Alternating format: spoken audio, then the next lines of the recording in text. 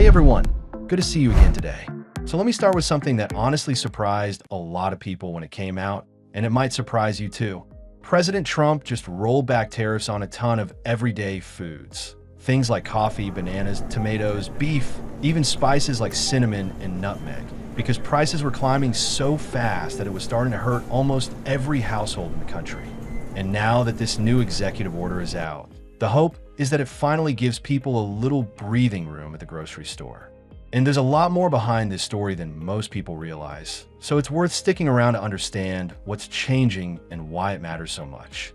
Before we get into everything, let me ask you something simple for the comments. What grocery item feels ridiculous to buy right now? The one where you look at the price and just shake your head. Everyone has that one thing. So let's talk about what changed, because this wasn't a small tweak. This was a major course correction.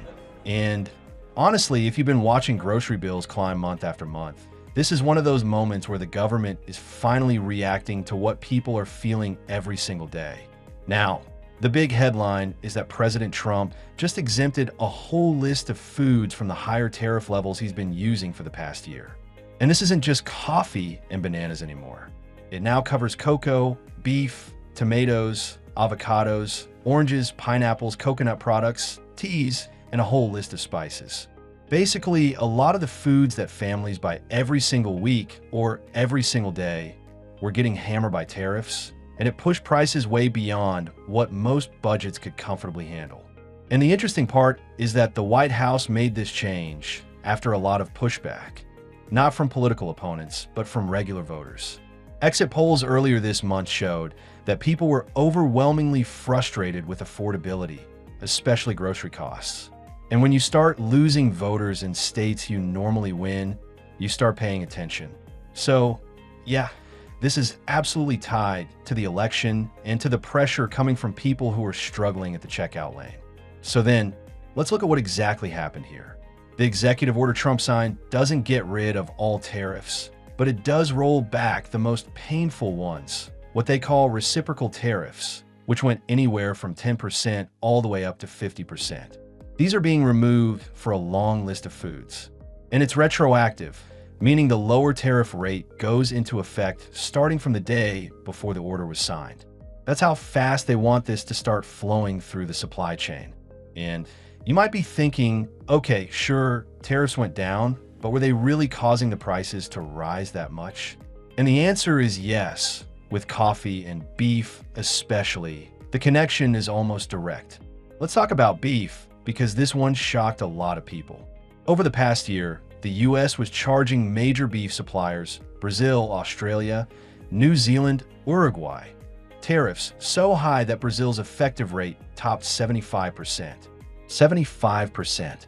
That slowed down imports massively at the exact same time the US cattle herd dropped to a 75-year low because of drought and high feed costs.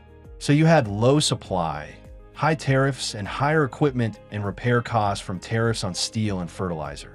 And everything stacked up into a perfect storm. That's why uncooked beef products at the grocery store jumped anywhere from 12 to 18% in a single year. And what's wild is that ranchers weren't rebuilding their herds because the policy was so unpredictable. One month it's tariffs, the next month it's a beef quota expansion in Argentina. It made long-term planning almost impossible. So the administration is now rolling some of that back to stop the bleeding. Now let's talk coffee, because this one probably hits closer to home for most people. You know how everyone kept saying coffee felt more expensive this year? Well, it wasn't just inflation. The US slapped a 50% tariff on Brazilian coffee, and Brazil supplies about a third of all our coffee imports. That's huge. Vietnam, Colombia, and others were hit too. And it pushed coffee prices to a record $8.41 per pound in July, which is a 33% increase from the year before.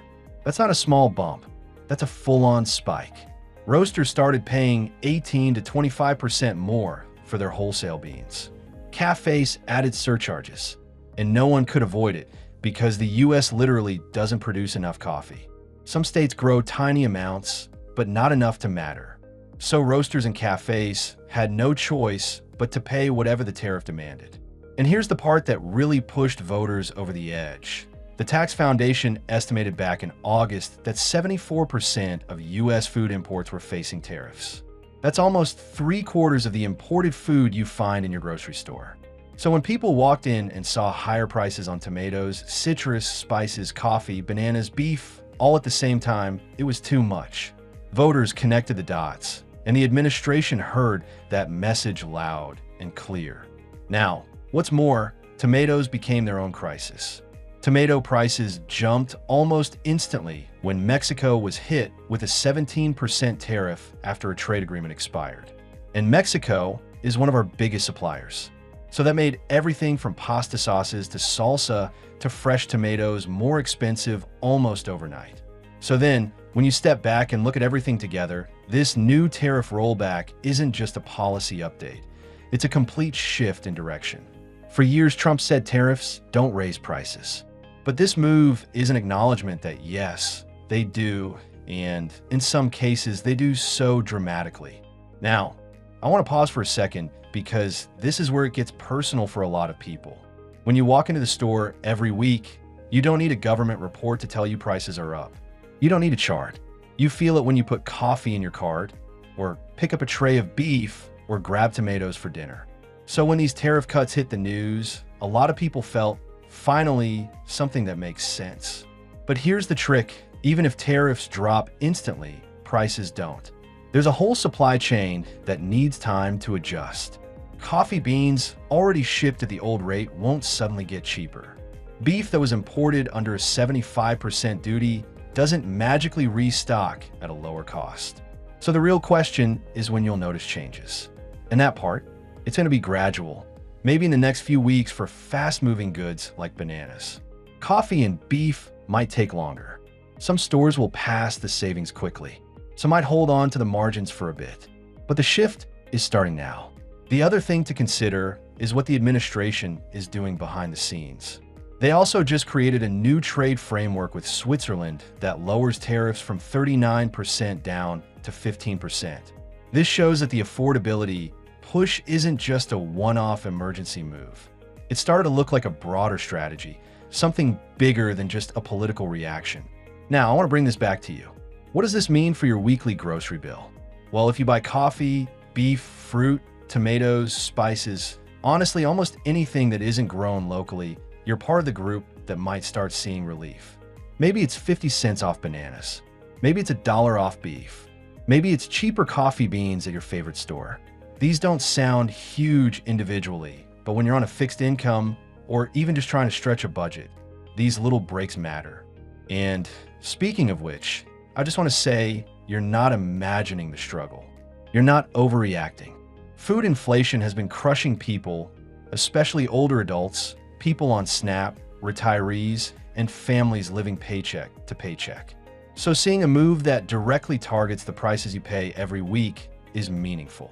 Even if it's late, even if it's imperfect, it's still something. So then, keep an eye on your usual items over the next few weeks. See if anything shifts. And if a store starts advertising lower prices on coffee or beef, you'll know it's the tariff relief starting to hit. And let me know in the comments, what grocery item hit your wallet the hardest this year? I always enjoy reading your answers, and honestly, it reminds everyone they're not alone in this. Thanks for being here, and take care of yourself today.